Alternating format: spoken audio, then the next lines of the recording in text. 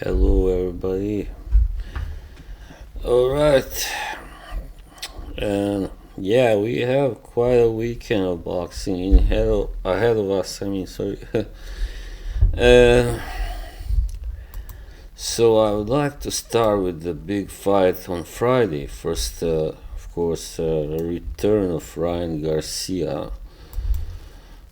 He's taking on Roland Rolly Romero, and Romero.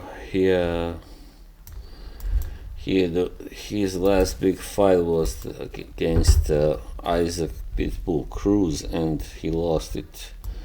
He was dominated and was stopped, of course. Yes, so Ryan Garcia, let's see.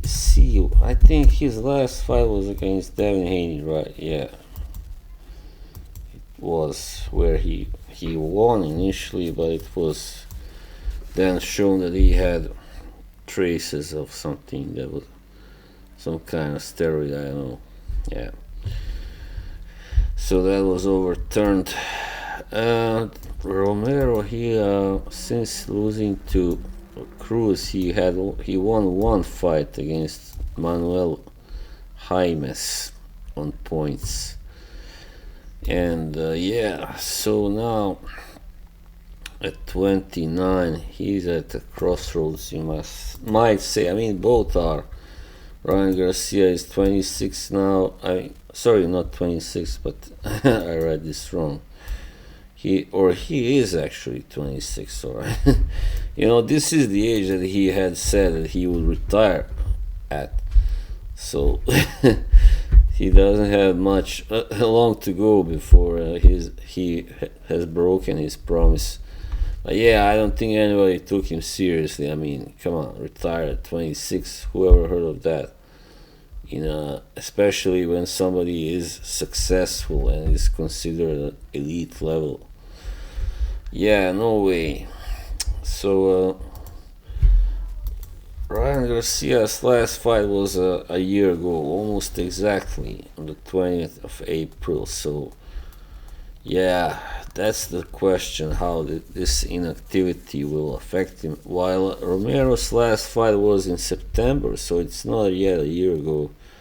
It wasn't that long ago, and yeah, and he went 10 rounds, so he got his activity there, you might say. So this is actually for the vacant WBA welterweight championship. Wow. So it's gonna be on the zone. Good for me. I got it. Yeah, pay-per-view also. Right, of course. I hate it, but I don't like that now everything is a pay-per-view. Like every time two fighters that got any kind of reputation or a name are going to fight, it's like a pay-per-view. So it's happening on Times Square, actually, in New York. So even though it's a pay-per-view, people who attend, will be there, they don't have to pay anything. Actually, just turn up on Times Square and watch. Yeah. So long story short, yeah, I mean, I still think Ryan Garcia is a better fighter, clearly, than Romero. Romero does have a punch, however, and against Ismail, but also he showed that he was actually losing that fight, and then he just turned it all around with after landing some big punches. Even though some did protest that stoppage, but he was able to get it anyway. If he didn't have the power, then of course, no way he would have lost. Yeah, so this is not a safe fight for Garcia in any way, I would say. But I don't think the layoff shouldn't have affected him so much anyway. He's still young. He has trained, surely, sparred and trained a lot since then. or enough. So yeah, I think actually Garcia will probably knock out Rolly Romero. Uh, Even though at first he may show some signs of the rust, maybe I don't know, but I think he will eventually get that knockout, and it's a big fight for a world title. So he's gonna go out there and fire on all cylinders, definitely.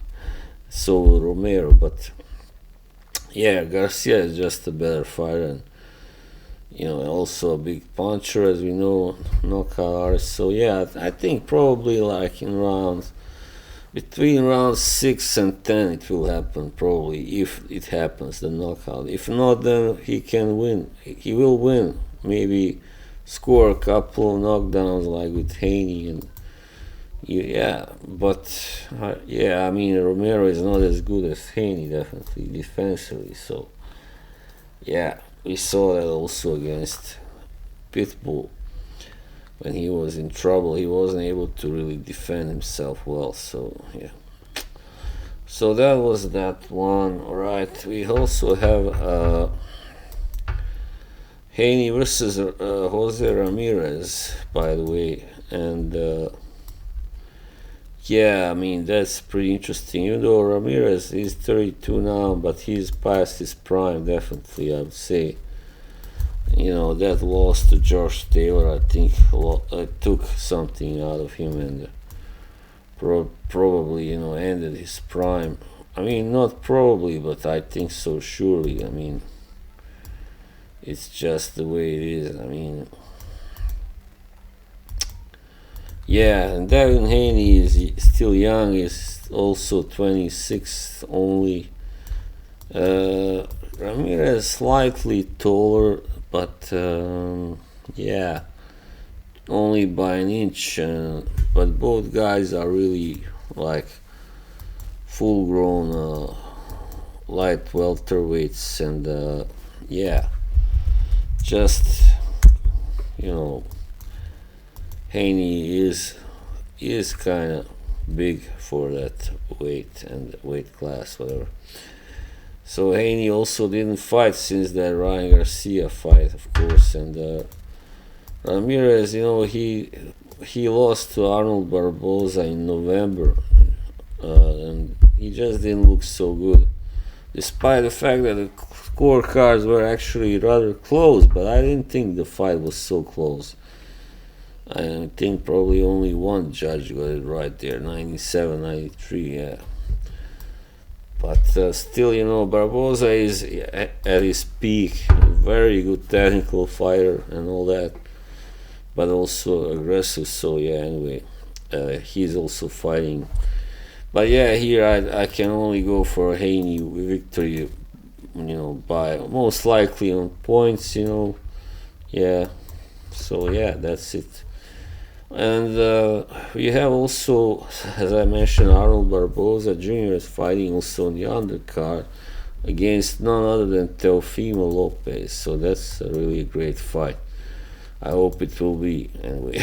And Barboza actually is 33 already, 32-0, and with 11 knockouts. Not really a puncher, but he still hits, with really kind of clean and crisp shots, and just doesn't have that big power. He's not a big power puncher, but he can stop you if he lands a lot, of course, because he does throw and land a lot per round.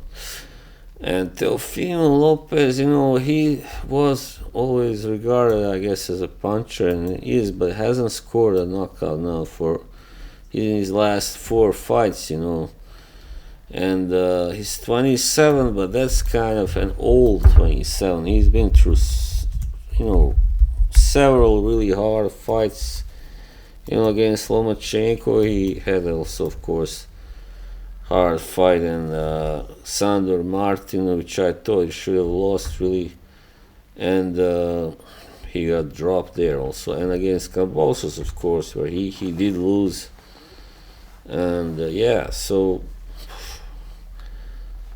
Yeah, I mean, yeah. I mean, there is a really good chance that Barboza can win and will. I think so if the judges are fair anyway, because he's just been very impressive lately, and despite the fact that he's 6 years older, doesn't seem to really have affected him that age, and it's not really some age, 33, still not for a boxer until you get into 35, 36, that's when you start to slow down usually. So yeah, when he beat Jack Catterall and Ramirez, as I said, was very impressive. But to beat Jack Catterall like he did, I mean, Catterall was at the top of his game, coming off a win over Prograis. Like, come on, forget about it. So this can, like, anything can happen, but I actually lean more towards Barboza here to win on points. I think he can outbox Lopez definitely. Like, I mean, Sandor Martin, he, as I said, I thought he should have won, but only by a point. But Barboza can win convincingly even. Alright, and so finally, I mean, I don't have time to talk about all these fights, so it would be too much. Canelo versus William Scull, the big fight on Saturday, just before Cinco de Mayo. This is for all the belts at super middleweight, people. Wow. Yeah. So yeah, Canelo, the undisputed king at 168, taking on this Cuban underdog, who is already 32, despite having only 23 fights. But you know how it is with Cubans. They start as professionals usually late, and yeah. So William Scull, he's not a puncher. It seems, got only 9 knockouts. So that means we will see more of a technical approach from him. A technical fight, I guess, but it doesn't mean that he can't be aggressive. I mean, definitely not. So he's actually won the IBF title. Wow, I didn't know that, against Vladimir Shishkin in October last year. So that's the only, like, really, let's say, notable victory on his record so far. And Canelo Alvarez, coming off the win over Edgar Berlanga in September, and before that Jaime Munguia in May. And yeah, he always fights in May, September now. That's sweet. Almost always, anyway. Yeah, I mean, Canelo, 34 years old, has been through so many fights. This is in Riyadh, by the way, that it's happening. Okay. So, Scull is definitely considerably taller at 6 feet, So he's got like 3 inches on him. I was gonna say 7 centimeters in, but you Americans don't know that. You don't have the metric system. I mean, I've seen also Canelo being listed as 5'8", so I don't know, really, that's really weird, but I guess he is 5'9". I mean, also when I first started, following him, he was also listed as 5'9". So yeah. Well, I don't know, man. Of course, common sense says that I should say Canelo wins, but yeah, I mean, I don't know really how good that guy Scull is. If he's really as good as some people say, then anything can happen. But the problem is, he's not a puncher, so to get a decision over Canelo, you really gotta dominate him, and like Bivol did, and yeah. So yeah, that's just how it is. So I'm not sure if Scull can do that, but he can give us, he can give Canelo a good challenge, And yeah, I don't think he can win, but I wouldn't be totally surprised if he did. But that's not what I'm gonna go with, you know. Yeah, just when I try to picture it how it will go, I just see Canelo winning in the end. Like, you know, actually the only, you know, two guys he lost to, you know, were Floyd Mayweather and of course Dimitri Bivol. And Bivol was at 175, and Mayweather was when he was young still, to a guy who was, you know, who was a Hall of Famer, a future one anyway. And some say, yeah, he should have lost to Gennady Triple G Golovkin, but that was a draw. So, yeah, anyway, Canelo is bound to start slowing down soon, but he hasn't shown signs of it yet. So that's why I gotta go with a, you know, Canelo decision most likely, because this is a Cuban technician, you know, guys. It's no joke. No joke. Alright, so that would be all right. There are, of course, some more fights, but that can't fit in here. Yeah, that would make this video too long. Alright, so take care and enjoy your fights. Alright, brothers. See you. Bye.